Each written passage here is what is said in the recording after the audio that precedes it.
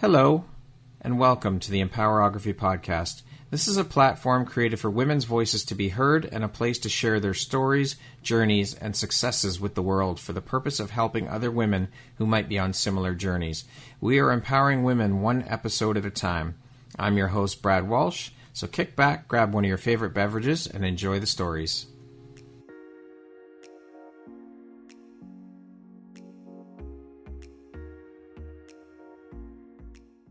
If you've ever felt like your voice didn't matter, like your story wasn't worth sharing, you're not alone. At the Empowerography Live in-person conference this year, we brought together voices from around the world, women who chose to stand up, speak out, and share stories that changed lives. And here's the truth. Your voice matters too. If you've ever felt that pull to share your story as a guest on a podcast, to start your own podcast, or step into your power, this isn't random. It is your invitation. Head over to empowerographypodcast.com and see how you can turn your voice into impact. Hello there, Brad Walsh here, your host of the Empowerography podcast. It's a platform that was created to help elevate and amplify the voices of women through sharing their stories. Today, my guest is Amy Vaughan. She is the CEO of Together Digital, a platform that empowers 500 plus women in digital and tech through strategic networking and community building. She's also an executive coach who guides creative leaders and entrepreneurs to lead with authenticity. Welcome, Amy. How are you doing today? I'm doing great, Brad. Thank you so much for having me. I am so excited and honored to have you here. We've been trying for a while to get this done, so I'm glad to finally have you here and have the opportunity to sit down and share in your story and your journey, and of course, the beautiful light you put out into the world through the work you do. With that being said, let's jump in and get started. So before the titles, the platforms, and the coaching, who was Amy, the one figuring it out in the early days, and what part of her is still alive in you now? It's such a beautiful question, Brad. I read this and I was like, I love it. Such a great opening question. Through a lot of reflection and just really great conversations like these, I have realized that it goes pretty far back. It goes to 8-year-old me who created a planeteer club to help save the planet with the kids on my street. The Amy who created summer camps as a babysitting mechanism to help parents when I was living and growing up in a small little trailer park in the middle of nowhere. I've always been, and it's so funny, I've always been entrepreneurial, but the world got in the way. And I unlearned a lot of what I already knew when I was that age, when I was 8 years old, when I was creating community, when I was creating connections, when I was basically building a business for babysitting at 8 years old, right? And then we go through high school and college and the conditioning, and I took my first year of college pre-med, which was pretty ambitious as somebody who did not ace science or math, but I loved the idea of helping people. Mm-hmm. And I am still very much passionate about mental and health, overall health care as well. But I realized quickly not quickly, it took a little while. I realized within the span of a few years that maybe that wasn't my area, because the title, salary, all those things start to look really good and sound really good, and you're running up against the world. But yeah, and when I found Together Digital, or I like to say it found me, because I'm not the founder. The founder reached out to me first on LinkedIn and asked if I would help start the community in Cincinnati, where I am now living. And it was through that community and through that experience of becoming an entrepreneur that I was like, oh yeah, I remember this girl. I remember this person who wanted people to feel like they belonged and to create things for and opportunities for folks who maybe didn't feel like they had a space or a place or an opportunity. I just needed to be reminded of that. And it took until I was, I don't know, what was that? When I was 36, 37 years old. Almost 30 years to come back to myself. Yeah. But yeah, that's definitely that was the OG me. And it's nice to come back to the Amy that 8-year-old Amy would have been proud of. You're back home again. Yeah. Starting at 8 years old. That's incredible. And building communities at 8. People, adults struggle with that, building community, but it is absolutely everything. Community is essential to life. And I think that we lost sense of that in a way. But I think, and from what I'm seeing in the conversations that I'm having, is that we're returning to that idea and returning to that ideology. And it's beautiful to see because we need it. We cannot do this thing called life alone. It's impossible. No. Yeah, Nor can we do agreed. entrepreneurship alone. We need Oh, community God, around no. us to support us. Yes, yes. Yes, It, because as a lot of my fellow entrepreneurs might say, you quit every day. Entrepreneurship is a choice. yeah. And you choose to show up no matter how hard it gets. Mhm. And with the current economy and the way the world's been going, running a mission-based business that focuses on women, it's never been harder. And so, yes, 100%, I can absolutely attest to that through career and life changes. My community has been everything. Yeah. I don't think I'd be upright without them. Yeah, for sure. So you say that you guide creative leaders and entrepreneurs to lead with authenticity. And we hear this authenticity, Yeah. this buzzword. And Exactly. what does leading with authenticity really mean to you beyond the buzzword? And when has it been the hardest for you to practice that yourself? Vulnerability. It's really leading with vulnerability. It's acknowledging that you're human, they're human, and we're all on a level playing field. I think sometimes we have this idea of one of the words that makes me cringe or phrases that makes me cringe is executive presence, which to me just sounds like veiled feedback. You need to work on your executive presence, which means you need to start to learn how to show up like everybody else who looks like what you think looks like a leader shows up.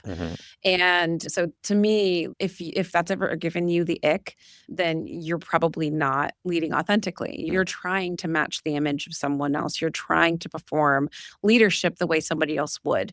So I think it's truly embodying and knowing and understanding who you are. So I think true leadership with authenticity requires an abundance of self-awareness, humility, and vulnerability. So I would say those three things are big factors in showing up authentically. Times in which I've had to do that, oh my gosh, like so many. I'm trying to think of any that wouldn't get anybody into trouble. And not even me. I don't care about that. But I've really had to, I would say, to just generalize and maybe not call it anything specific, is like when I've had to create space for people when it didn't feel like they were being included, seen, or heard. And that required me to acknowledge some hard truths and maybe provide more transparency than maybe what was deemed not appropriate, but necessary so that they didn't feel like they were left on the outside. This has happened through like layoffs and company sales and client sales and taking over another business, buying another business. I think in those hard transitional times, that's what it requires you to show up the most with those things. And I acknowledge and totally recognize that it can be sticky, it can be tricky. But I think at the end of the day, you have to be considering the long game. And that I know people over profit is like a hard thing to preach, but you have to put the people first because the long game is what sustains. It might not be what always scales fast, but it's what sustains your business. And yeah, I've literally had to let people go from my business because things have gotten hard. And it's so weird. I've been thanked for letting people go. I have found that like those people become some of my closest and best friends. And I think it's because I provide the vulnerability, the transparency they need to have that transition and difficult conversation. And that consistency of character and how I show up and just trying to be and have as much integrity as possible. Yeah. It pays back in dividends. And it might not be in the short term, but like I said, it is a long-term game in the leadership game overall. Yeah, I think that people over profit model, we're starting to see more people awaken to that and realize that this is the way to go. This is the new way of conducting business, of being an entrepreneur. It's about the people. People are everything. Connection, community, that's currency. That is everything. It starts there. Yeah. And I would say it's our competitive advantage. Yeah. As small businesses, we can put our people first. And as an entrepreneur, I pay my people first, and then I'll pay myself. Yeah. And to me, I hate to say it, but larger, bigger businesses that are all about the profit, they can't make those decisions. They can't make those calls. And so us as a small business, we have an opportunity to use that as a competitive advantage to hold on to, retain, and maintain and attract truly amazing talent that is going to make all the difference in the world. Because people don't want to feel like a paycheck. As much of a working society as we are, be hard pressed to find many people who just show up and say, I'm just here for the paycheck. I Yeah. actually don't care about what I do Yeah. and why I do it. But you'd find that in corporate.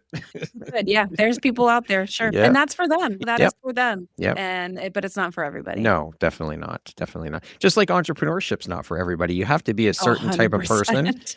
to be okay with the uncertainty, to be okay with working all of these hours that you have to work in order to build your business and grow your business and all of the things that go along with it. You're using muscles that you've never used before. And that is, and I will say too, if you find yourself in that space of either corporate or another company or business or something that is, sorry, can you hear the ringing in the background? Okay, I'm going to stop. I should have shut that window.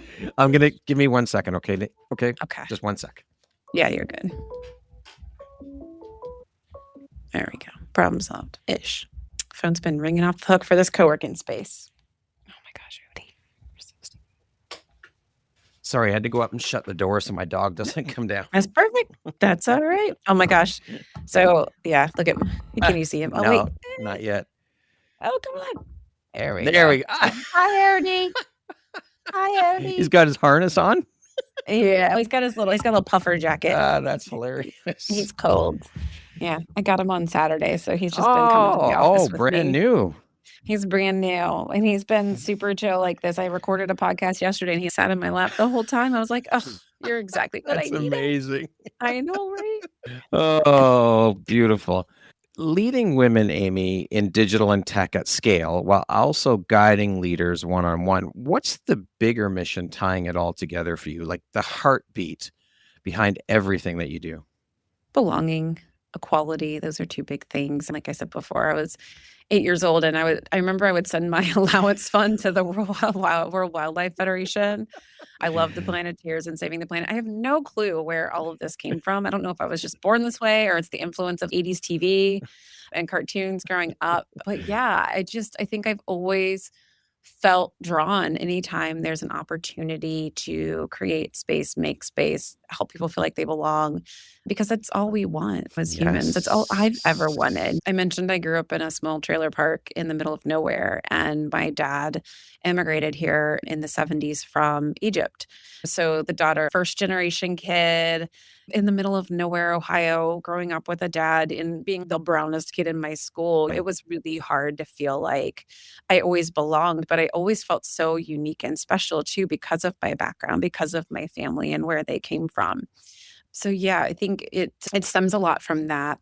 And that's really the core behind it. Even so I have, because I'm not doing enough, right? Another business that I am now running and involved in, which is the Marketer Collaborative here in Cincinnati, Ohio. It's a co-working space that was a former media agency. And coming into the space, this was an independently owned and operated place, founded by a woman, and then was run by her son, who eventually sold it. And the space is just beautiful and so intentionally designed for collaboration and creativity. And it just took me back to my agency days. And we both walked the space, my now business partner and I, who owns the building, the son of the woman who started Empower Media, came and we looked at it and we're like, gosh, a lot of our industry is going fractional, gig, freelance, contract, remote, hybrid. What if we repurpose the space into a space where those people belong? It's almost like an unagency, but there's opportunity for crossover and collaboration. And that's what we're building now, even here. I'm looking at the current world and the status of it, and we're working from home alone, or we're working from coffee shops, which, don't get me wrong, I love a good coffee shop. We're working from co-working spaces that don't feel like they have a sense of community and true connection. And so that's really what we're trying to do different here, is to attract people who are like-minded in the sense that they are willing and open to collaboration. So like, for example, we have a company here that's like an AI company that does market research with AI. And then we've got a videographer, photographer in-house. And they ended up meeting here and collaborating on a video that they had to turn in 24 hours. That opportunity wouldn't have happened if they wouldn't have been working in the same space. And we just want more of that. And I see that in Together Digital all the time, everywhere. It's so advantageous, not just to you personally, but also professionally, and also to your business, to really have a strong community and sense of connection around you. So yeah, Yeah, That's that's really the amazing. core of it. That's everything. Like we said, that community, connection, collaborate, it's so important. It's Can't say needed. it enough. Yeah, true. And I think that's amazing that you're building this other business now that fosters that, because Yeah. again, we've strayed away from that. And so to be able to create a space where that brings it back for people, that is fucking amazing Yeah, and agreed. powerful. I love It that. is fun to see. And I love it because our Together Digital community, we've got pockets, right, Right. throughout the world, really, where we've got members and they can connect virtually anytime, anywhere, which is beautiful because it just blows open the doors of possibility. But to be able to be in the same physical space, and in fact, we have a Together Digital member that is a member here downstairs working right now. It's just so good to be able to also come back to in person. So I think both businesses serve a lot of great potential and possibility and collaboration and opportunity, both physically and in virtually, which I love as well. Because making networking accessible has been an important thing for me as well as women. We've got a lot more weight on us in what we do at home. And we can't be doing, unfortunately, golf all day Saturday. We can't be doing drinks after work. And I know a lot of men who are just like, that's not my jam. I would really rather have coffee or do breakfast kind of a thing. But to make it more accessible for those who don't have the same, gosh, even if you think about it, like we take so much for granted of not just the child care, but elder care, getting places that networking requires. And then every networking event's got to have alcohol involved. I'm like, but why? What if we've got a lot of people on the path of sobriety. We've got a lot of people doing dry January. Like we don't think about how to evolve and accommodate the ways in which we create and establish connection to make it more genuine. But that's all we crave. That's all we're looking for. No? Absolutely. And we are craving more of that because of COVID. For what it birthed, it was amazing. It truly was. And that's not discounting the loss that people experience, all of that. That was horrible. But it also, I think if we choose to look at it through a different lens and see it as a gift and what that helped birth and create for connections around the world. People weren't connecting with people on the other side of the world back then. And look at what that birthed. And now I think coming out of that now, we're 2 years out of it, people are starting to really crave that in-person connection now, which is beautiful to see. And that's what we need. That's the direction we need to move in. And it's amazing to see people like yourself who are creating these spaces for that. I think it's amazing. So kudos to you for doing that. Well, thanks. It's my pleasure. I love it. What was the moment you first realized when you weren't just working in digital and tech, but actually standing at the front lines of shifting how women show up in it? I have to give some credit to a boss of mine back in the day when I was still working as an associate creative director at a small independent agency in Ann Arbor, Michigan. He was like, I'm sending you to this 3% conference. And I was like, cool. I get to go to San Francisco? Sure. I said, what is it? He says, it's 3% conference. It was started by Kat Gordon. And he says, it's basically highlighting the fact that only 3% of the creative directors out there in advertising and marketing are women. And I didn't know I was such an anomaly because I was at this small agency that was under 100 people. There was one other associate creative director and she was a woman. And then we had a creative director who was a guy. And yeah, it's just one of those things like you can't recognize the waters that you're swimming in. Like fish, they don't see water. We don't see air. And so that was really eye-opening for me to go to San Francisco, sit in a room of all women who are either aspiring creative directors or current creative directors and meet Kat Gordon and listen to people like Cindy Gallup. If you're not following her on social media, you need to. It just really opened my eyes to the fact that I was such an anomaly. And when women are 80% of the buying power, I think it's actually up to 83% now. The fact that only 3% in 2012 were the ones crafting and creating those messages, it's just absurd. It makes no sense. From common sense to even dollar sense, right? If you're really looking to capitalize and make the most of money, and you should be hiring women, all the numbers show it. All the data shows it. And yet, here we are. I think we're up to 12 to 15%. Which is it's growth, but it's pathetic. It's really quite sad when with all this that what you just shared.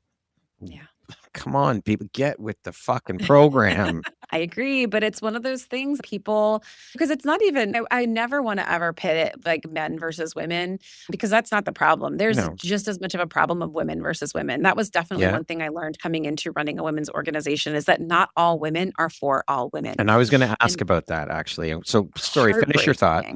Yeah, no, you're fine. It is heartbreaking. And it's like we can't be asking for equality if we're not able to show up for each other and treat each other equally and fairly.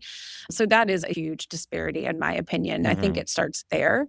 So it's not about creating echo chambers. I think it's about creating safe spaces for women to have the hard conversations, learn how to understand and accept themselves so they can learn to understand and accept others and get that practice, build that confidence, and then go out into the world and demand what they need to demand. But at the same time, we absolutely need our allies, people like you, Brad, that are showing up, sharing those voices, speaking our names in the rooms that we are not in, because all of the data shows that women do not move up into leadership by being like getting picked for projects to lead a project. That gets seen as they're dominating, they're aggressive. I've literally had those things said about me.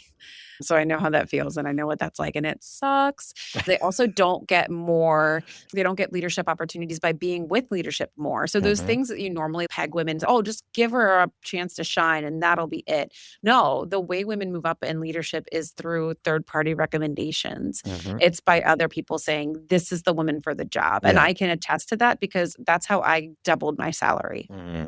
Was that 3 men spoke up for me when one man reached out and said, hey, this Amy Vaughan chick, do you know much about her? I think she'd be great for this role. And all 3 were like, absolutely, yes. And if I could have hired her, I would have hired her. And that's how I got an email in my LinkedIn from a stranger saying, I have this role for this salary starting this date. All you need to do is come up here and meet with a leadership team. But I'm pretty much saying you're my pick. And I was like, is this a scam? Is this for real? No, but that's the power of other people speaking up for you when they're called upon or even when they're not called upon. It's about creating allyship. And so I want to dive into this a little bit more with the women supporting other women. Now, I worked in corporate for 12 and a half years, and I saw there was very few women in leadership roles. I worked at one of the big 4 accounting firms, and so that it wasn't common. And so through my conversations and what I witnessed in corporate, this is what I've deduced back then about women. Maybe this, I would love to hear your thoughts on this, but maybe this has played a part in this cattiness or this competition among women, is that there were so few roles available for women. So they had no choice. They had to compete and one up the other women they were up against for those roles. So that would play a part in it. But first, so would you agree with that one? Yeah, scarcity mindset is a rampant for women, no matter whether we're looking for jobs, asking for jobs, or considering mentoring another woman. Absolutely. And so have you seen a shift in that attitude among the women that you're encountering now, where it's more of a, I'm going to support my soul sister. I'm going to support this woman because I believe in her. Are you seeing a shift in that? Yes, I am. I absolutely am. And I don't ever really like to overgeneralize, but I do see there's a bit of a generational thing happening there sometimes, I will say. So women who really had to work through and perform the executive presence and fight the battles, usually silently and without support, I think do sometimes struggle. And I've heard them say it, so I'm not making it up, but they'll be like, nobody helped me with this stuff when I was coming up and through, so why should I? Yeah. And I understand where they're coming from, but also not necessarily the best answer. And there's definitely younger women too who just struggle with I think it's, in order to support other women, you have to have a certain sense of certainty and confidence within yourself, right? You have to know and believe that your abilities are equally as good as anybody else's, given the right opportunity. Right. And that there's more than enough opportunity to go around. And I know that it doesn't seem like that, but you just have to have that mindset that you are confident, capable, and able. And that makes it easier for you to show up and support other women because you're not constantly, what did they say? The thief of joy is comparison, right? Yeah. Stop comparing yourself to other women, please, for the love of God. Everybody is on such a different journey with such a different number. If you could just map out the variables of difference and experience and timing and your personality and your thinking and your education and your all of this.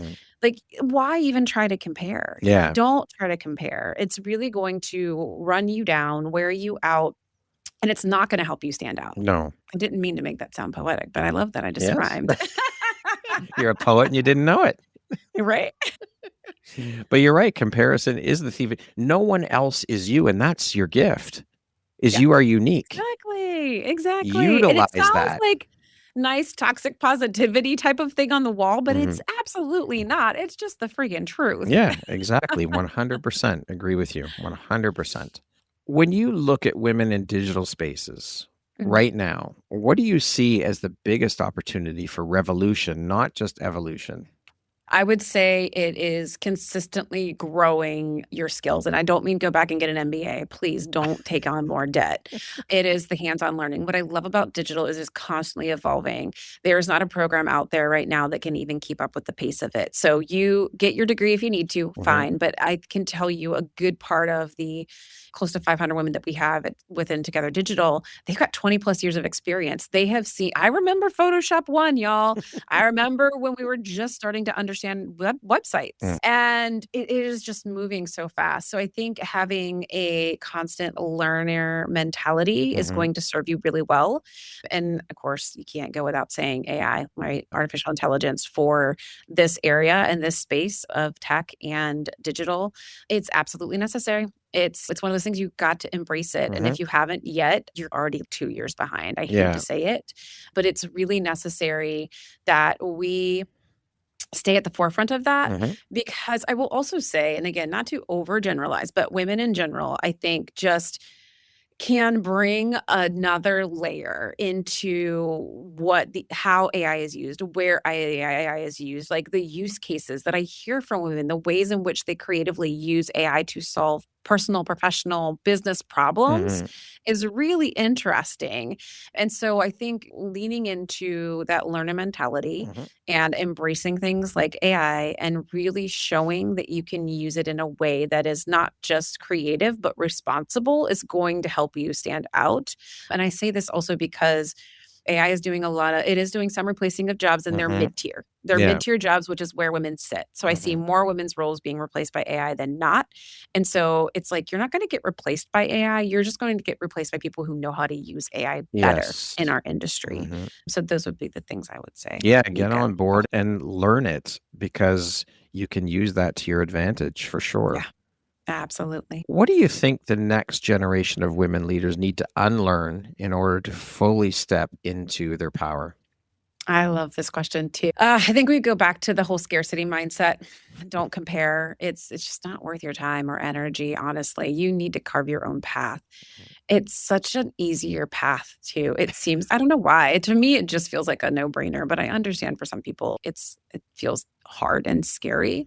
But you're not going to succeed trying to act and be like somebody else. You're going to show up and you're going to get to that summit and you're going to be like, why am I not happy here? Because that wasn't your summit to climb.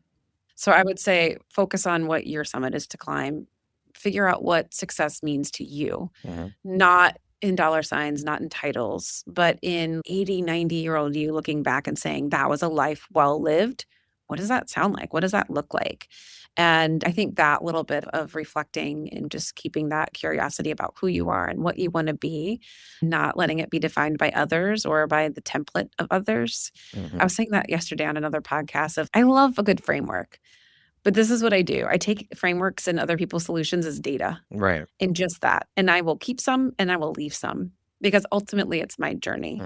So I'd say take what you can in. But I think as women, we tend to outsource our knowing. So that would be another thing, is take that all in, use it as data. It doesn't have to be gospel. It doesn't have to be the ultimate truth for you. Take what you need from it and leave the rest. That lack of trust in themselves and not believing in themselves. Yeah. And trusting in that. You got to be a little delusional. You have to. Absolutely. You do. If you're going to be an entrepreneur. Oh, yeah, for sure. For sure. Every leader carries a scar that shaped their fire. What's a personal story or moment of adversity that permanently shifted the way that you lead? So many. So many. But I will tell you one from early on. And that was I guess it was fired for the first time. I was in my 20s. It was a contract job. And I was let go suddenly. I was pulled out of my office, taken to the manager's room and said, "You're being let go. Here's your paycheck. Get out." She was a little gentler than that, but also, what the hell? Yeah. And I remember showing up back home and crying my eyes out. But it was for a job that I hated. So it was a contract temporal where it was a construction company, a Mhm. massive one, Mhm. big. And the owner, he's probably not even alive anymore, so I'm not gonna name him, but Mhm. he would call, and he had 5 different phone lines. This would have been the early 2000s, so he had 5 different phone lines, including, like, a house in Florida, 2 or 3 houses in Ohio, 1 in South Carolina, and then one other one that was I don't know where. And if he called and you answered and just said the name of the company in your normal answering the phone intro, Mhm. he would hang up on you and you would get fired immediately. He wanted you to Wow. know exactly who was calling and when, and you did not put him on hold. You sat the phone down. You went to find the person he needed. No matter how many lines were ringing, you kept all your customers on hold and you walked over and you got the person he needed.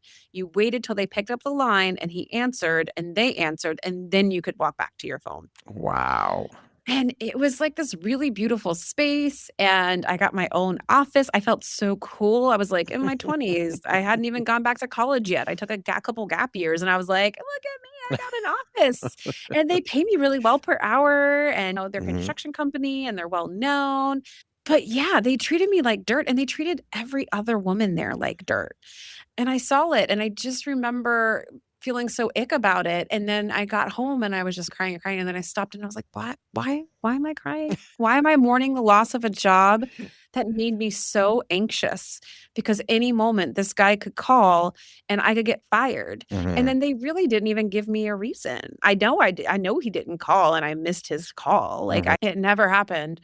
So I don't know what it was. They never gave me a reason, but then it was one of those things in moments of many Mhm. that I've realized that when bad stuff happens to us, first of all, when it comes to business, it ain't personal. Mhm. It's just not personal, and you have to build up a thicker skin and Yeah. realize and recognize that a lot of times. But it's not what's happening to us, it's happening for us. I Mhm. did not need to stay in that job because you know what happened? I got let go from that job, and then I started working at a pharmaceutical research company, fell back on my healthcare background, and started working the front desk there, fell in with the CMO who gave me a little side project to create a logo Mhm. for a medical research study and a brochure. And I was like, oh my God, because she saw something in me. She's, "You're so creative. Everything Mhm. you do around the office is so thoughtful and intentional. Will you help me with this?" And I opened up this jar of candy jars, this Mhm. or box of jars of candy Mhm. that had my logo on it. And that Wow. moment was like, I know what I want to do. I want to help solve business problems with my creativity. I want to study advertising and design. And within 6 months of being at that job, I was working at a graphic design firm at the front desk, getting an education in how to run a graphic design firm basically, because I Mhm. basically ran that business while I was doing it, and then went to school at night for the same thing. And I wouldn't have had that moment. I wouldn't have had that epiphany and found my path if Mhm. I wouldn't have gotten fired. So yeah, Amazing. sometimes it serves you. Yeah, my dad always said, "What's meant for you will never go by you." And Yeah, I live by that. It's true. I love As it. as shitty as it may seem that you didn't get Yeah, that job or you didn't get that client or what, it yeah, was not meant to be. There's something bigger on the other side of it. There's something yeah, better on the other side of it. And if yeah. you get into that mindset, that Mhm. shifts everything for sure. It does. It really does. Not just professionally, but personally Yeah, as well. absolutely. How do you personally define the word power? And in what ways do you think women in tech have been conditioned to misunderstand or underuse their power?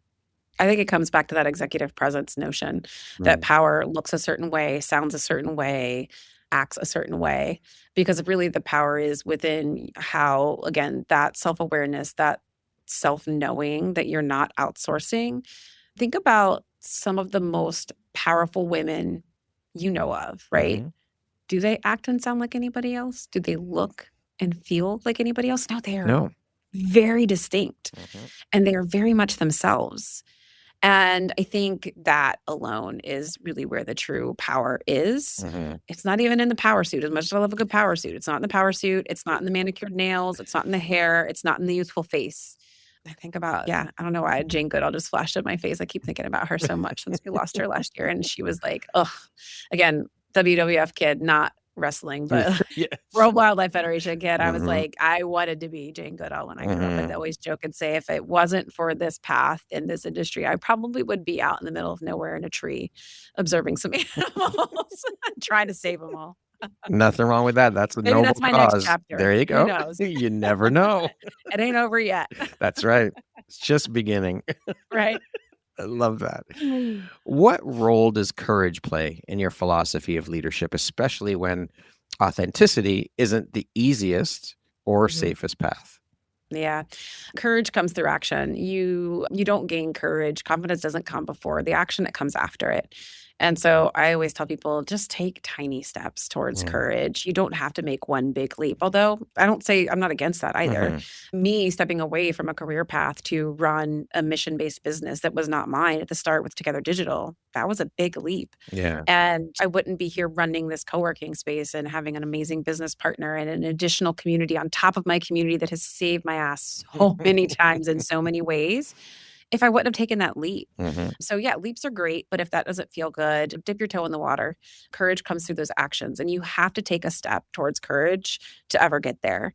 And you have to do it afraid. I tell my kids that all the time. The first time you jumped off the diving board, terrifying. The 1,000th time, you don't even think about it. No. And that's really what it's about, is taking that chance, taking that risk, and without the normal cliches, right? No risk, no reward, all that Yeah. jazz. It's just It's all true. yeah, you just Cliche for a reason. keep working out that muscle, keep doing it, and Yes. it becomes natural. It becomes part of who you are. And Yeah, that's people it. always call me their fearless leader, and I find that really weird and interesting, and I'm flattered, but I'm like, no, Mhm. I'm not fearless. This is what bothers me about it. Mhm.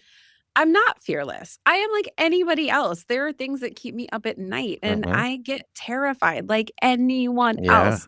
I'm not fearless. I'm okay with being afraid. Yeah. You just That's what choose it is. to be okay with it and move Yeah. through it. Feel Mhm. it. Feel the fear and do it anyway. Right? Yes, That's that. it. And there's nothing. Fear is natural.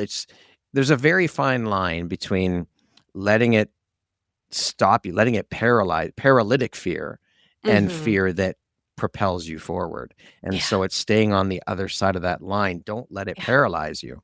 Oh, analysis paralysis is real and guilty right here, this girl. I Yeah. had to recognize that early on this is funny. So when I got that job offer that was Mhm. twice my salary, like legit went from 40,000 to 80,000 Mhm. in a minute, it still took me 2 weeks to decide to take that job. Holy shit. Why? Why? Why? Like, it was the role that I had been performing at my current agency, Mhm. but without the title and without the salary. I was literally running 2 $4+ million businesses, Holy pitching to shit. global clients for P&G. Wow. And I was still hesitating to take a role. I'm like, what? I look back and I'm like, Amy, I just want to be like, smack her. Get out of there. Smack her around a little bit. They didn't even try to counter offer because they couldn't. And it Mhm. was that obvious I should take it. And it still took me 2 weeks agonizing to decide. Should I do this? Can I do this? It's that can I do this piece, right? It's the do I believe in myself enough? Holy shit. Yeah. Again, the fear, right? It was partly that, Brad, but it was also, I think, a little bit of, and I think this will hurt. So I'm sorry, friends. I'm sorry, ladies. We have a undeniable sense of loyalty oftentimes to our employers. We feel like we owe them something. Mhm. I was doing some of that agency's best work. And I know because I have the case study, so I'm not just bragging. I was doing some of that agency's best work. I was winning external awards. I was winning internal awards. I was hitting my groove. And that felt good to be recognized. But I also was so torn because I was like, but my team is here and my people are here. And if I leave, what will happen? Like What that will happen to them? hyper-responsive. I've also learned recently, thank you, therapy, that this is what's called high functioning codependency. Look it up, friends. High functioning codependency. You're going to be like, oh my God, it's so many of us women that we are codependent in toxic relationships and bonds, personally, professionally, because we feel this tremendous sense of accountability. So I would say, actually, I was less afraid because I was already doing that job at that agency. I just felt responsible and accountable for a job that was no longer serving me nor paying me what I deserved. You'd outgrown it. And I agonized about it still, the high functioning codependency. Sorry, friends, it's going to hurt, but it's a great thing to learn about It's yourself. the truth. Self-awareness. It's coming at you. Love it. Self-awareness is key. Absolutely. Yeah. When you're sitting across from a creative leader who feels stuck, what's the very first crack that you look for that will let the light back in? We were doing a peer circle once with Together Digital, and there was a woman who was just talking about how burnt out she was, but then like how anxious she was because they had a stint of really solid, heavy work where she was working crazy hours. And I related to this so much because then there was the pause. And then with the pause came the anxiety of, oh my gosh, what should I be doing? Am I missing something? Am I going to get fired? We've been conditioned to think that our value is productivity. And for me, I think there's a balance there. You have to take a rest and a pause. I think Brene Brown speaks to this a lot and even talked about how she had a published book due, and the weekend before it was due, literally spent the whole weekend binge watching Netflix shows and was like, I can't do this. I need the rest. And then came in hard, spent Monday, finished the book and turned it in by her deadline. Wow. And other people would have been like, you're insane. Why are you doing that? Because creativity needs time and space to breathe. And if you're not taking time and space to breathe and you are feeling burnt out and then anxious in the pause, that should be telling you something. If you're in the pause, that's where the beauty of unnecessary creativity comes. And your value, again, is not in how productive you are. It is in the ideas that you bring and the concepts that you bring, the connections that you make, the revelations that you create for the consumers that change to sales. And you can't do that by being a machine. No. That's why we will also never get replaced by AI because it's just patterns and it's regurgitating patterns. Whereas you, a creative, coming up with things people maybe haven't thought of, connections that haven't been made. And so I think it is finding rest in the pause and learning what rest really is and what that looks like for you. And that includes self-care too. I'll speak to that for a second because I think self-care can also be, it's almost like that toxic positivity where it's like, it's about the facials and the massages and the long vacations. No, a pause and a rest might look like a walk around the block. It might look like meditation for you, but it might also look like walking meditation. If you can't sit still, it might look like snuggling your dog or being in nature. I think sometimes we just tend to think our self-care needs to look like everybody else's self-care, much like success and everything else. No, define that for yourself. And even if it's binge watching Netflix all weekend on your ass, if Brene Brown can do it, why can't we? I don't care who you are. I don't care what anyone else says. You cannot force creativity. It's impossible. You just cannot because it won't turn out. It won't. You have, if you're feeling stuck, take the time, step away from the computer. If you're working on a photo, for me, if I'm editing a photo and I'm feeling stuck, I don't know where to take this or what, get up, walk away, go for a walk. Just go into the bathroom, dude. Go into the bathroom. I will get up when I'm writing something. I'm like, I'm so stuck. I don't know. And I'll get up, go to the bathroom because I've been holding it for an hour trying to finish the work, be productive. And I'm like, oh, shoot, why didn't I think of that? I forgot to go to the bathroom. Literally just getting up and changing your scenery alone does so much for creativity. And that's, I think, why I chose the path of copywriter versus design. Because when I left school, I was like, copywriter/designer. And my mentor was like, no, you're one or the other, which I'm also like, that's silly because eventually you come back to or maybe work towards creative director. And that requires both skill sets. But anyhow, off that soapbox, onto the other one.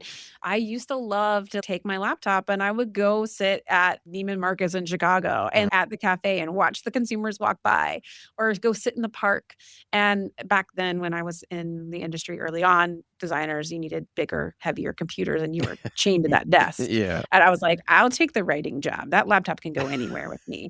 But change of scenery absolutely does a lot, I think, for creativity and the rest and the pause. So yeah. And bathroom breaks, gosh.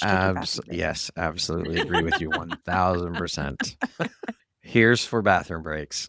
It's pretty sad when you got eating too. Sometimes, man, you get so caught up into. I remember many times sitting in front of my computer editing. I'd start editing a shoot later in the evening, and next thing I know, I look at the clock. It's 2 a.m. I'm like, holy fuck, where did the time go? But it's when you're when you're in your flow and you're feeling it and you're doing something you love to do, you forget, you lose track of time, you just get lost in the work. And that's a good thing, but it's also a bad thing too, because you forget to eat. You forget to do Yeah. these things. Oh, shit, I guess I better get some sleep. Yeah. Maslow's So, hierarchy of needs. Take care of that bottom rung right there. yeah, Yeah, for I sure. agree. For sure. Community building is often romanticized. What's the raw, unpolished reality of building a space where 500 plus women can Yeah. thrive together? I think you have to stand firm in your values. I think you have to establish them and you have to vocalize them and you have to live them and not stray from them. Like I said earlier, not all women are for all women.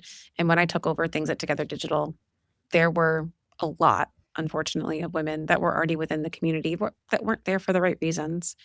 And that was scary for me because at first I turned the attitude and demeanor of those women towards myself and I blamed myself instead of looking at instead of looking at the bigger picture. I'm a hand talker and now I'm like bopping the mic everywhere. And so I think looking at the bigger picture, again, creating that self-awareness, really understanding. I always joke and say, if you want to have your ass handed to you and get to know yourself really well, start a business or run a business, especially of a lot of A-type women. So I think it is creating and establishing values, but then also fair and right boundaries. So we have a member code of conduct and I stand firm in the bullying policy. I was bullied by other girls as a kid, not by boys. I was like much more of a tomboy. In fact, Together Digital healed a lot of my childhood wounds of having relationships with women. I didn't for the longest time. I had a few here and there, but not a great circle because they were assholes to each other, even out of the playground in 5th grade, 3rd grade. I'm like, no, I don't have time for this drama. So I am absolutely a no drama mama. Know your values, live them, communicate them often. And hold those boundaries and communities. To me, it's funny. I was on another podcast a while back that was very sales oriented. They're like, what's your growth strategy? And I'm like, I'm not looking to scale. I'm looking to sustain. We have created such a beautiful little bubble of a safe space with Together Digital that I'm more interested in quality members versus quantity members. Because when we had quantity before COVID, it wasn't great. It was hard. There was a lot of contention, resentment, bullying, shaming, blaming. And I was like, this is not the purpose of this. And so we had to say goodbye to some people. Right. And some of them chose to leave and some of them were asked to leave. And that was hard for me because I'm an Enneagram 9. I don't want to have conflict. I want peace and harmony for everybody. I am the mediator. I'm the peacemaker. And so that was a hard lesson for me to learn. But learning my Enneagram was huge and helping me navigate those tricky waters and not take it all in and merge and blame myself. It was really more about understanding, like I said, the bigger picture and then really confronting what I needed to confront with transparency, vulnerability, and to create some boundaries for some people to let them know that's not okay. Yeah. And you can go ahead and go. Luckily, knock on wood, I haven't had to do that all but like maybe 3 or 4 times in the 6 years I've been running the business now almost. So that's a good thing because I think we've created and established those things enough. And again, we attract the kinds of members because word of mouth is our biggest generator of new members is that sense of like women are like, this group of women is different than any other. And I love it, especially when I have women of color and women who are over the age of 50 say that. It is like the biggest compliment to me when they say, I walked in that room and I felt seen and heard. I don't cry often, but that almost every time somebody tells me that, I'm like, oh. That's a basic human need. That's all we all want is just to be seen and heard, right? It's so important. And yes, it's quality over quantity always. So I want to touch back as you brought it up again, the competition thing among women. And yes, as you said, we are seeing that shift. But how do you think that we can continue to further that shift where it's what do we need to do? What are the things that we need to do in order to continue on that path, in your opinion? Pass it on to the next generation. If you've learned it and you've seen the value from it, express it to any woman that you can. Model it. Modeling it is, I think, even more than saying it, just doing it is like tremendous. And then I would also say, to our allies, encourage it. If you see it happening in your like a manager, leader, whatever, middle manager, even if you're not, just find a way to have that candid conversation of this isn't serving either of you by having it out, by gossiping, by trying to outshine or outdo. Try to encourage that collaboration. And then the last thing I'll say is just teach your kids. That's the next generation. Teach your kids, model it for your kids as well. I have a daughter who's 12 and in the 7th grade, junior high, rough time, right? Yeah, But for we talk sure. a lot about this and how we have to have an open mind and understanding when it comes to other girls, that it's not about competition, it's not about comparison. And that can be really hard when you're that age, honestly. But it's, if I don't teach her that now, she's going to learn the opposite in junior high. The hard way. Yeah, So yeah, if absolutely. you've got a junior high niece, nephew, grandchild, I don't care. Just start modeling it. Talk Yeah. to them about it.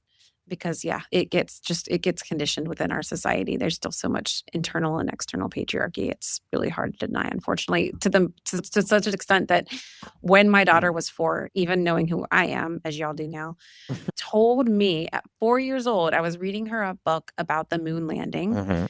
And she said, I said, would you ever want to be an astronaut? Because she had so many good questions. She said, no, I don't think I would be because I can't be. I'm like, why can't you be? She's because I'm a girl. And I was like, okay, we're throwing this book away. Sorry, Neil Armstrong, Buzz Aldrin, and Michael Collins.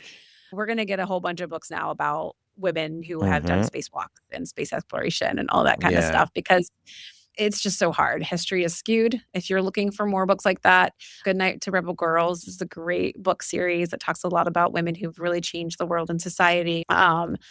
Oh gosh, there was another one I was going to recommend, but I can't think of it now. But yeah, just start looking for those things and opportunities to show girls. If you see it, you can be it. And I think they need to see it more. For sure. Allyship is a very important piece of that puzzle. We need more men stepping up and standing beside our women. I always say, and I've been saying this for a long time, the only way that we are going to get anything of incredible impact done in this world is for us to come together as human beings, shed the masculine versus feminine bullshit. Let's just come together as human beings, because men have things that women don't have and women have things that men don't have. So if we combine those things, how much more fucking powerful would we be? Like, well, I want to flip the script, Brad. Can I ask you a question? Yes, of course. What do you think holds men back from being allies and showing up as allies?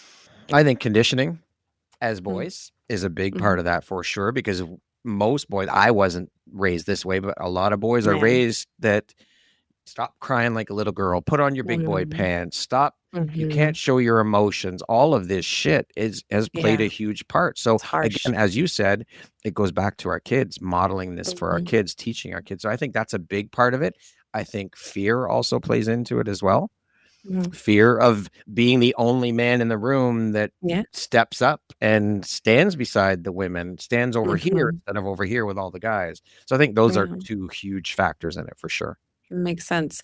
It also reminded me now what you were just saying about the conditioning of boys. It's so sad. And at some point, I know this will be another chapter for me too, is really trying to find ways. I wanted to do a dude's dinner last year and it didn't happen. So maybe it'll happen now. Or I wanted to have that kind of conversation and be like, hey, fellas, what holds you back from this? What makes you worried about doing this? Because it does feel like you're sticking your neck out and you might be ridiculed by the other guys. You might be judged unfairly. You might get lumped in with the women. And I don't know how many people are willing to answer that vulnerably, but I think it's a conversation worth having. There's a documentary that's been out on Netflix for, probably a decade now, called The Mask We Live In. And I highly recommend it for men and women, especially anybody raising a young boy, where they do talk about just how toxic masculinity is really impacting and hurting our boys and how it's resulting in 99% of violent crimes being committed by men. We never look at those numbers.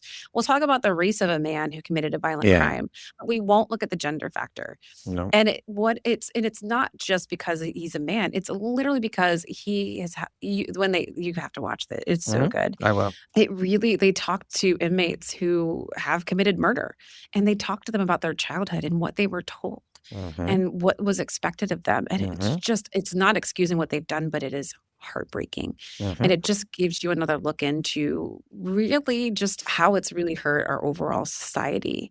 As domestic violence and things like that just continue to rise and femicide across the world, it's like, this is such a big problem.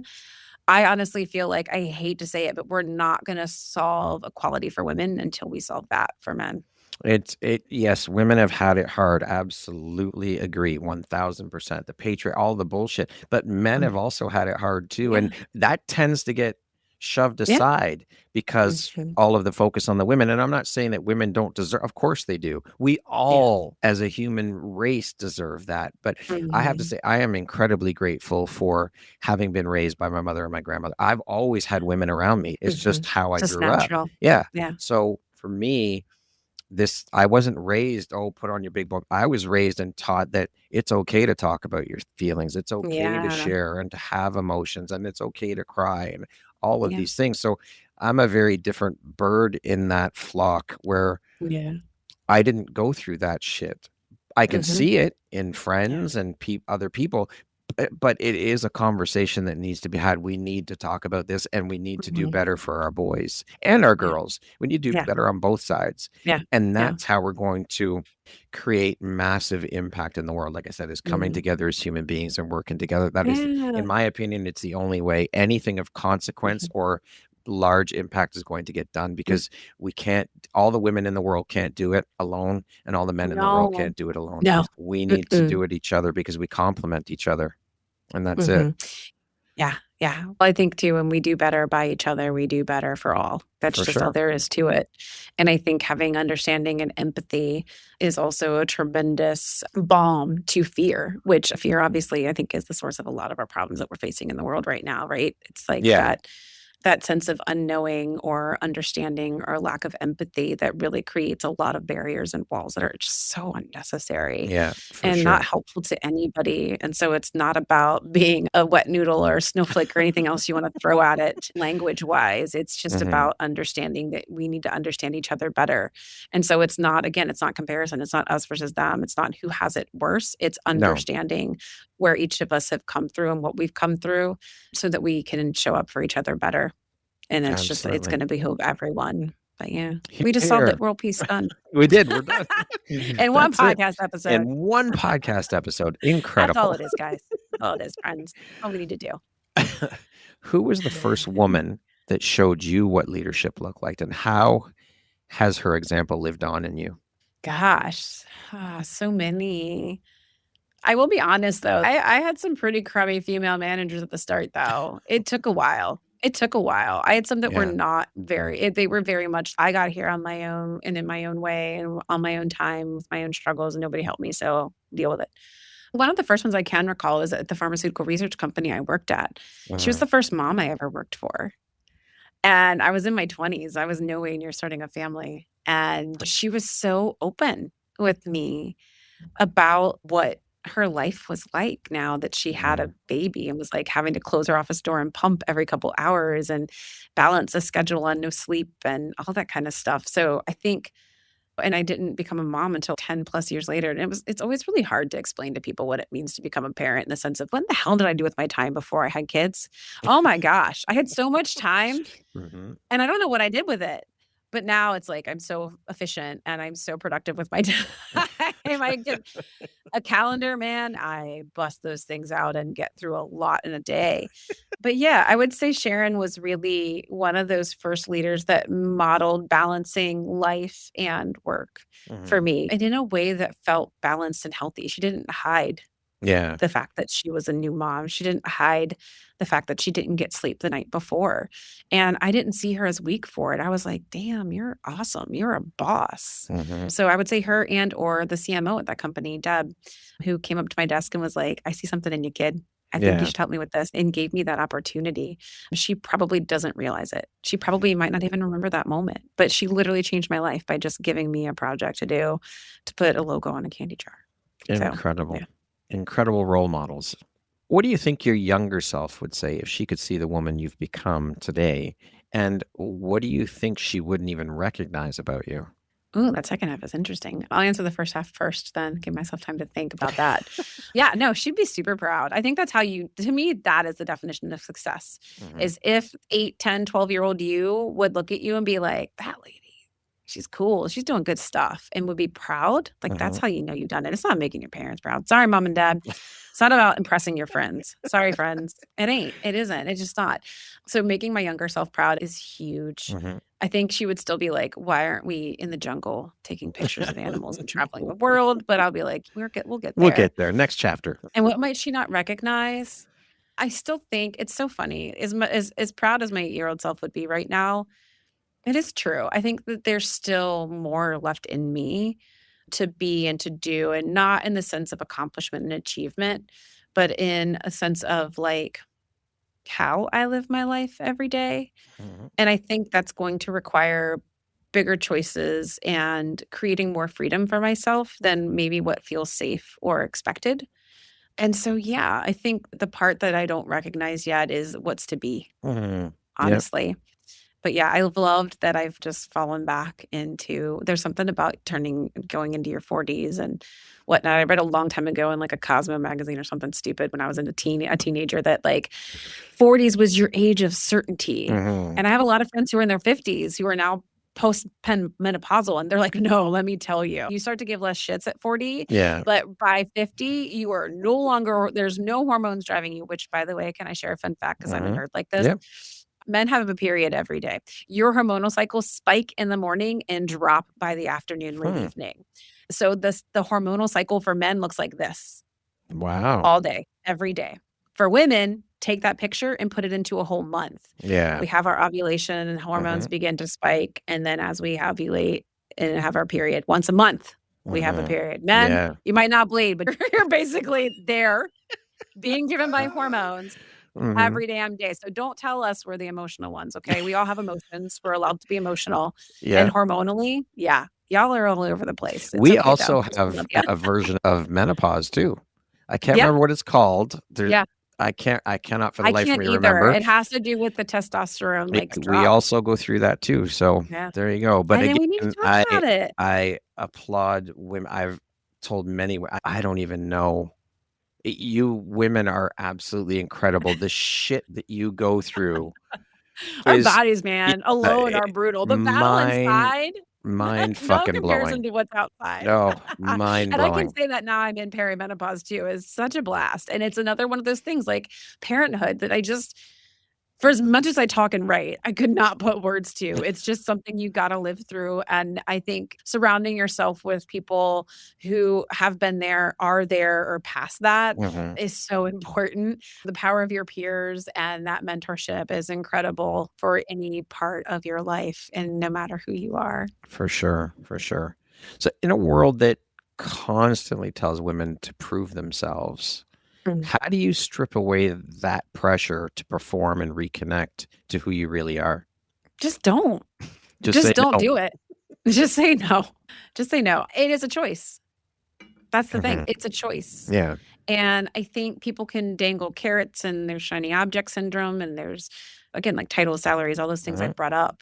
But ultimately, knowing what is going to make and taking the time to reflect on what makes you happy and what lights you up personally or professionally, if you're not fulfilling that, nobody else is coming to save you. I'm sorry. Nobody's going to come to you with the perfect opportunities will come. But you really have to be in alignment with yourself in order for those things to come to you. That's how you attract what. Yeah.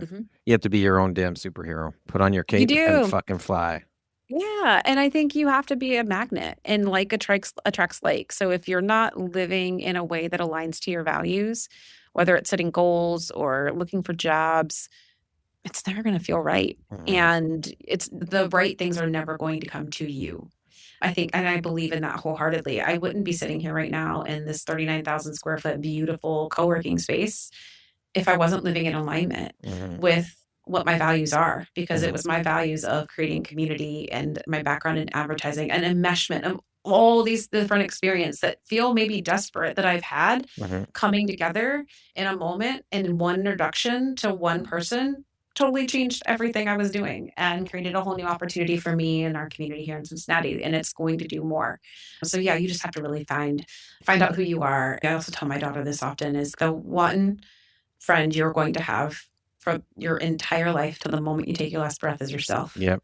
You have to be your own best friend first. You got to love yourself. And it sounds cliche. It sounds like toxic positivity, but it's really the only way to navigate the world, is to truly love yourself. And all of my friends who are the happiest in their lives, they do. They love themselves, and they're not afraid to say it.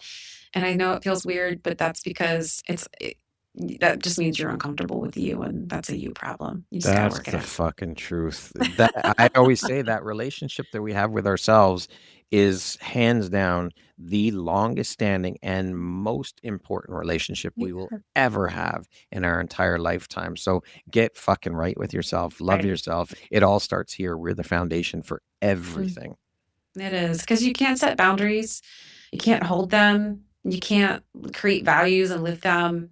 You can't find happiness if it's through somebody else's eyes or lens or anything like that. So yeah, I agree.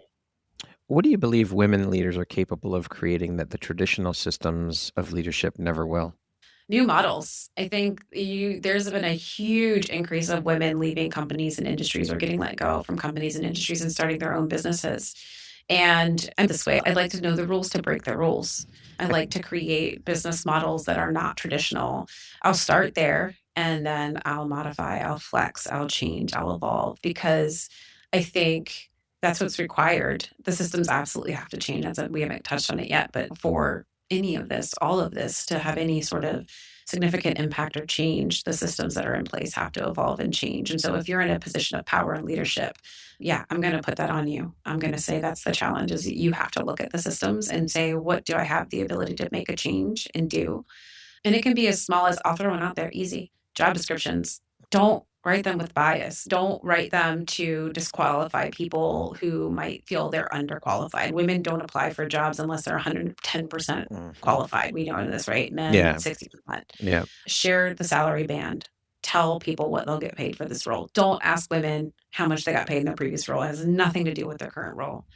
So things like that, I would say, are just really important for women leaders to lean into and do. Look at the systems, even something as small as a job description, and just demanding there be a different approach, a change. Look at the systems and say, where can I actually make a difference? And it doesn't have to be like a big, huge ass overhaul. It can be just one small thing, and the ripple effect is what gets bigger. Do you think we are starting to see a shift? I think through the conversation I'm having, I think we are seeing a shift, and the systems are starting to crumble. And I'll be honest, I think they all need to be burned to the fucking ground and started again. We need to start from the it's kind of foundation. close to being there. So yeah, I think we're on our way. happening. But I think that we need to take the foundations and build up again. It just all needs to be burned to the ground and started over again. Yeah. You know what's funny? I heard this, a friend of mine sent or shared a story that I can't remember the guy's name either. I hate that. I need to go back and find out who he was. This is brilliant. And it's just, the saying's been stuck in my head.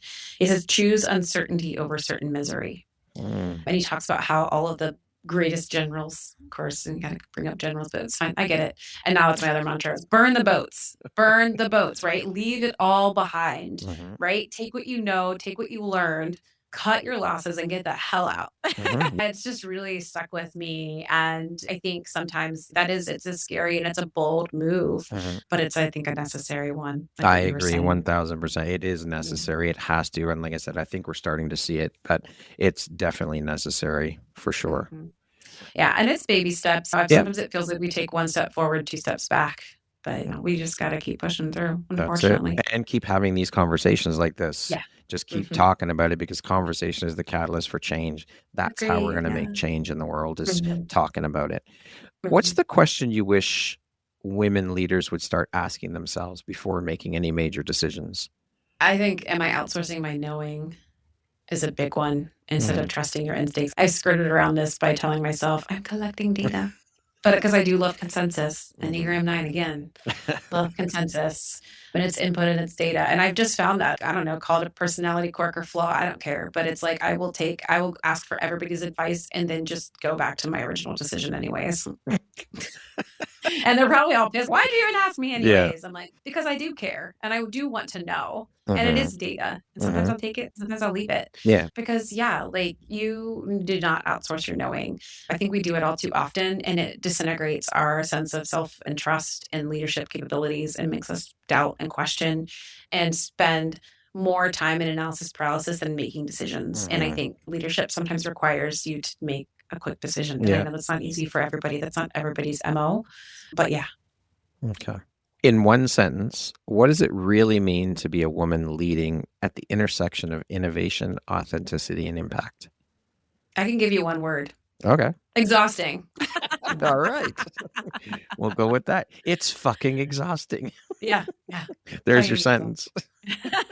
but lovely at the same time. It's invigorating and exhausting at the same time. I need to make up a word for that. What is, I'll have to look through Atlas of the Heart, another Brene Brown book. It's great. What is that emotion of invigorating yet exhausting? Like, I'm so tired. I could fall on my face and go to sleep right now, but I just want to keep going. Yeah.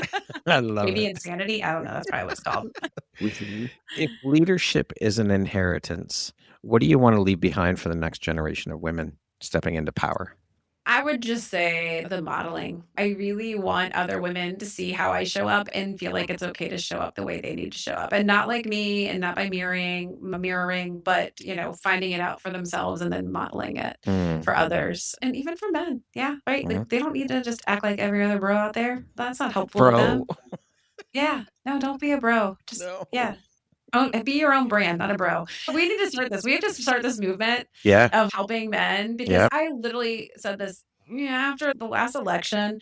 My first thought was like, I don't know if I posted it. I have to go back. I was off the social medias for a while, but like TikTok, I created a TikTok that was like, I'm sorry that you're hurting, guys. I'm really sorry that you're hurting. And this is what it's come to, that there's so much doubt and fear in you, that this has become our choice, that this has become what's upstanding, and that this is what leadership is, and that it's okay. And I'm sorry for the hurt that you have, that because of that. And I know, I did post it because some people were like, what the fuck, lady? What are you talking about? And other people go, oh, damn. Yeah, she's got a point. Because I don't think a lot of guys, again, because conditioning, are ready for that vulnerability. And I'm not trying to put the blame on them. Plenty of women, unfortunately, made the votes they made.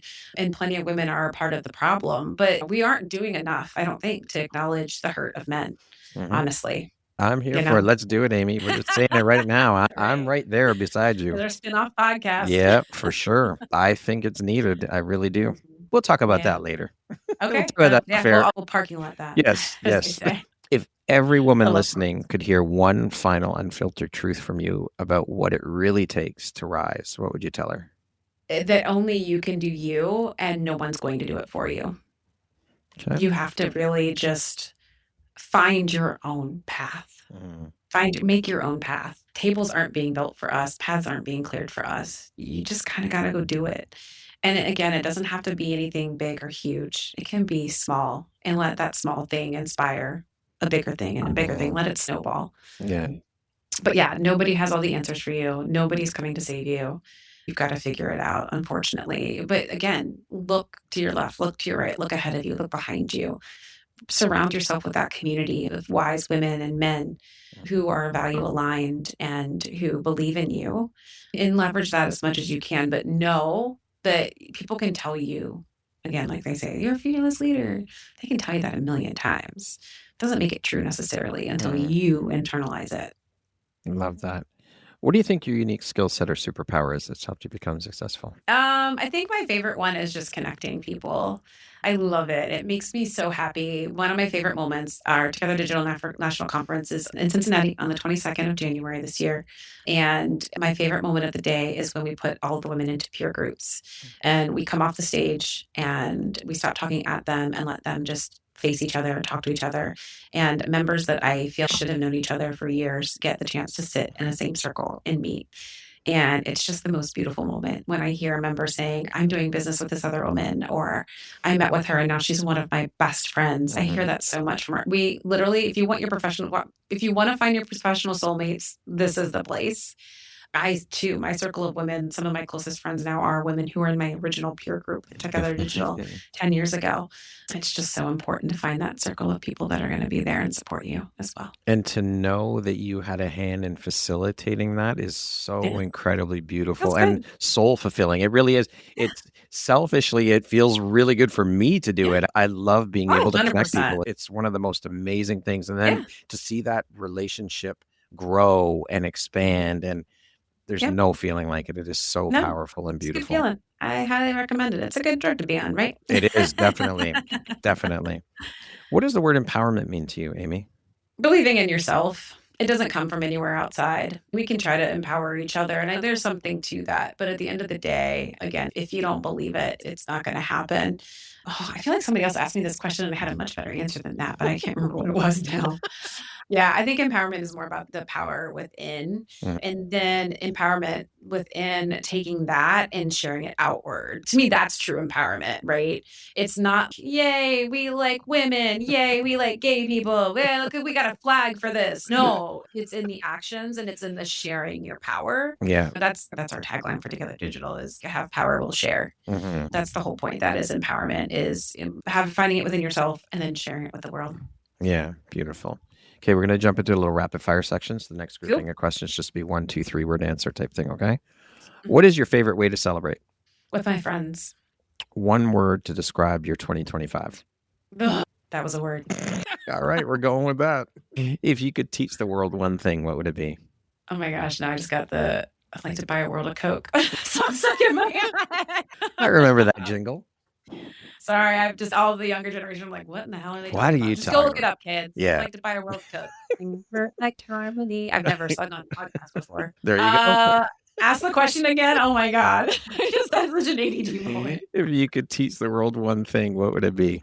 Understanding. Not to teach the world to sing. Yeah. That's it. Sorry. And then everybody else listening is, oh, damn. Now it's in my head. I love it. Plant those earworms. I love doing that. Yep.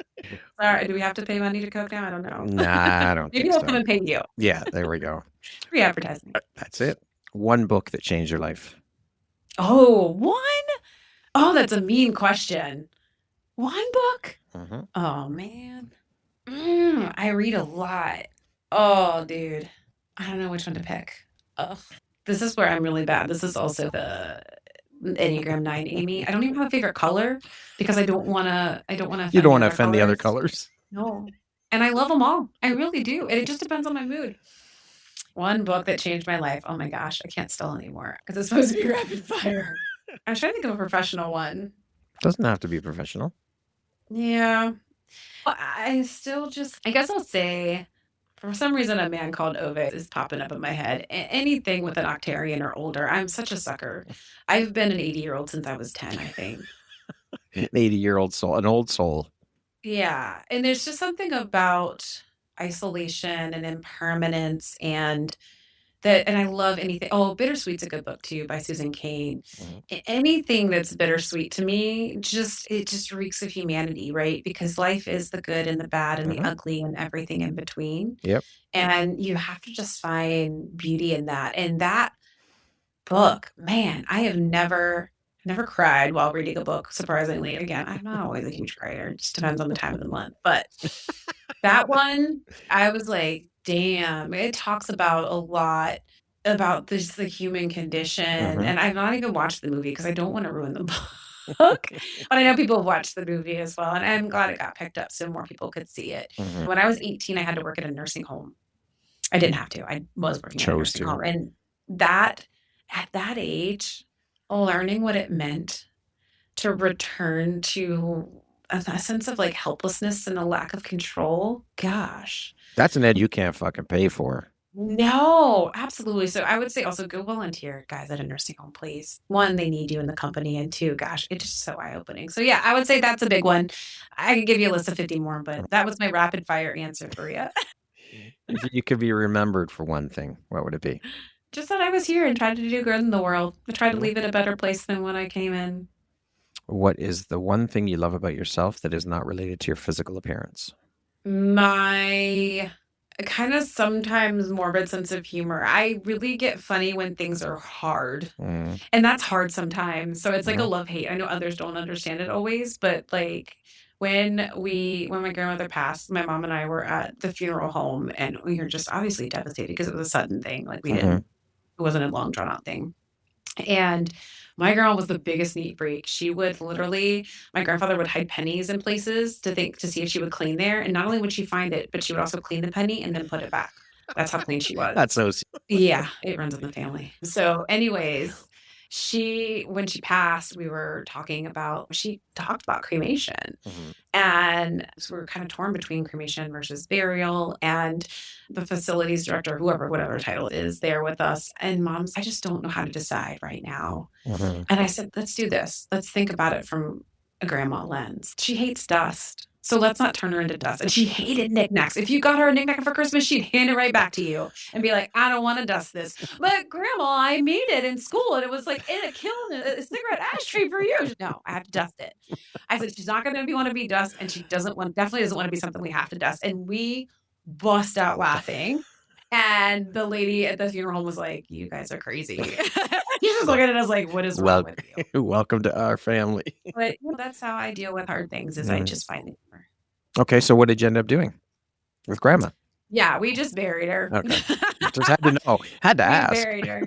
And then I was super proud of myself too, because I don't know how we ended up being short a pallbearer. And of course, it's like always like a dude thing. And I was like, no, I'm getting up under there. Come on, grandma, let's go.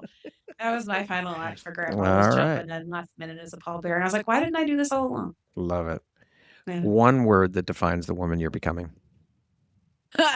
I'm going to borrow a word from the kids. Baddie. All right. My daughter would not agree. She's no, mom. No. That concludes our rapid fire. You don't have it right. Yes, you do. Yes, you do. I'm cheering that one on. Thanks. That concludes our rapid fire section. Now back to our regularly scheduled program. I created a bonus question that I did not send you. What is one habit, ritual, or practice that has been a game changer in your personal growth? For me, meditation. And again, I know it's not for everybody, so don't take it like you gotta do it. If you're trying to start with a walking meditation. If you're somebody that can't sit still, there are ones on Calm and YouTube. Sitting in stillness as somebody who loves to go, me. There's just such beauty in stillness and learning how to find that inner peace and calm. And I will contest to that too, as somebody who deals with a lot right now, especially running two businesses, being in the world, planning a national conference.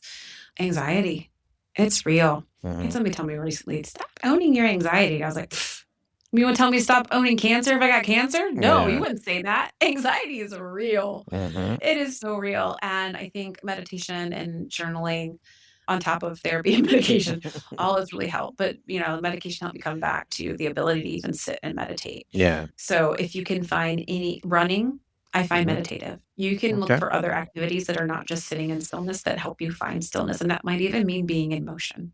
Yeah. Finding that inner stillness. I find walking around with my camera downtown is meditation. I find cooking is meditation. Oh, gosh, that's a good one. Yes. Agreed. Agreed. If you were to introduce yourself to me, without mentioning your occupation, where you're from, your ethnicity, your religion, all these superficial day-to-day bullshit markers we use in life, how would you introduce yourself to me? Oh my gosh. Someone who cares a lot. I have a lot of passion, I have a lot of fire, a lot of tenacity, a lot of interest in just people in the world. And I get one life. I'm just trying to live it the best way that I know how and that I can. But yeah. I also have been thinking a lot about myself in this last hour and a half, and it's hurting my brain. That's okay. Pleasure to meet you. Right? If you could step into my shoes, what question would you have asked yourself that I didn't ask you? Oh, dang. You with the questions, Brad. I don't want to give the politician answer of there's just not one you haven't asked me. These have all been amazing questions. I'll take that. They have been. They have been. Yeah, no, there's not. Your questions have been so thorough and deep and thoughtful. I love it. And I got my little stats from Molly and her amazing folks at Heartcast Media. I was on 27 podcasts last year as a guest, and then also did 100 episodes of my own. So yeah, you've done a great job, Brad. Thank you. I received that, and I appreciate that coming from you, Amy. If you had the opportunity to sit down and have a 1-hour conversation with one woman, any woman in the world, who would it be and why?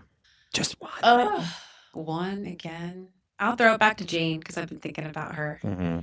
Jane Goodall, just the things that she had done, the way she saw the world and research. Again, that's like the model, right? Yeah. There was the way you did research, and then Jane was like, nope, this is how I'm doing it. And literally changed the face of animal research and conservation just by doing it differently. Yeah. So yeah, love her.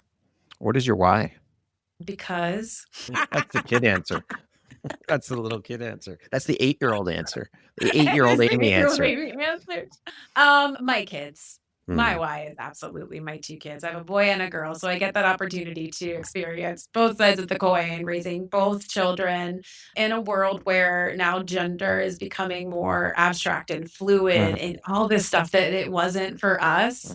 And I find that fun and fascinating and interesting, and it's such an honor and a privilege to be their mom. So Yeah, they're absolutely my why for everything. If you could go back and give your younger self one piece of advice, that 8-year-old Amy, what would that piece of advice be? Don't forget who you are. And I tell this to my daughter all the time. I'm like, just stay you. Stay you right now. Don't. And it would be so hard to take that in as an 8-year-old. And I probably would forget it and just do it all anyways the same way. But yeah, don't forget you. Don't forget who you I are. want to ask a question before the last question. So I've heard you mention many times that this is what you tell your daughter. I'm curious, what kind of values do you instill in your son versus your daughter? Yeah. I don't instill a whole lot different. Okay. But with him, we definitely talk about feelings and emotions more. One big revelation I had from him, like they teach me so much, was he had a time, both of my kids are pretty even-tempered kids, and he was having a moment and like something of a meltdown for him. And I was like, I just got frustrated and I was like, Jackson, I just need you to sit and calm down, like belly breathe and all this stuff. And he said, Mom, why do you get mad at me when I get sad? And I was like, "Well, wait, you're sad right now?" He's like, "Yeah." I said, "I'm seeing mad because you're throwing things and you're yelling and you're saying mean things." And I said, "I'm not seeing sad." I said, "When you feel that," I said, "can you share those words with me?" And we got out the emotion wheel and all that kind of stuff and just started talking about what those feelings were. Because I think in general, again, going back to the mask we live in, or the mask we wear, whatever the title is now. Oof, I'm worried I'm not getting the right thing. Google it, you'll find it. Thanks, Google. But Odie, no, sir. No. But telling him that it's okay to feel his feelings has been a big thing. And then what's beautiful is that I was having a hard day and I was sitting on the bed crying and he came in and I let my kids see me emote. I don't believe in hiding my feelings around my kids. But I was crying and I was upset and he says, Mom, are you okay? And I was like, no, I'm actually not really okay. He's, do you need a hug? I was like, I would love a hug and a snuggle.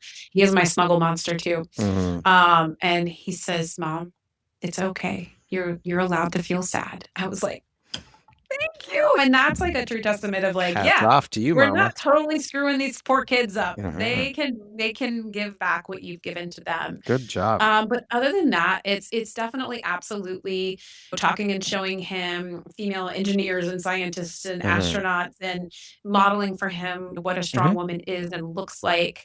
But also, again, softening the world for him and letting him know. And I don't know, I think I give a lot of credit to just how he's built and born. But since preschool, that kid just walks into the room and he's everybody's friend. Everybody loves Dax. He wants to invite everybody to his birthday party because he doesn't want anybody to be excluded. And he's just always been that kid. Yeah. It's a lot of the same similar messages. And obviously he's a couple years behind Clara. And Clara's much like me, 80 years old at 12. So they're a little bit more like age different, appropriate type of things. But yeah, for the most part, I try to stay consistent between the two of them and the kinds of things we're talking about. And as he gets older, that'll probably evolve and change. But yeah, for now, keeping it pretty even. Thank you for sharing that. I was very curious. So I appreciate your vulnerability and sharing that. Love my dude. Lastly, if you were to deliver your last 30-second speech to the world, your corner of the world, your tribe, your people, what would that last 30 seconds sound like? What words of wisdom would you impart? It would definitely be that life has purpose and meaning, and it's here for you to find and fulfill.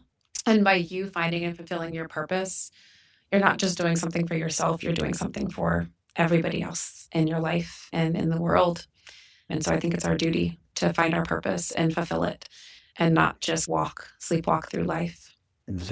I love that. I say that all the time. It is our duty and our responsibility to figure out what our purpose is and to share that with the world, because that's what these gifts were put into you for. You are here with gifts. Every single person is here with gifts, and you are not to deny sharing them with the world because they were put into you for a reason. You're doing a disservice. Yeah. We deserve the chance to know and experience you. For sure. Amy, thank you so much for such an incredibly beautiful, powerful, vulnerable, amazing, fun conversation. I have enjoyed every minute of my time with you. Thank you so much for taking the time to be here and show up and shine and share the beautiful light you put out into the world through the work you do. You're amazing. Thanks, Brad. Right back at you. All the same. Thank you. I appreciate that. Once again, my name is Brad Welsh, host of your Empowerography podcast, a platform that was created to help elevate and amplify the voices of women through sharing their stories. Today, my guest has been Amy Vaughan. She is the CEO of Together Digital, a platform that empowers 500 plus women in digital and tech through strategic networking and community building. She is also an executive coach who guides creative leaders and entrepreneurs to lead with authenticity. Thank you so much, Amy. I hope you have a beautiful rest of your day. Thanks, you too, Brad. Thank you very much for listening to this podcast. If you haven't yet, please be sure to subscribe, rate, review, and share with all your friends. You can find me at visuphoria.ca, follow me on Instagram at Empowerography Podcast, and on Facebook at Empowerography. Please join me next time for another inspirational story from yet another amazing woman.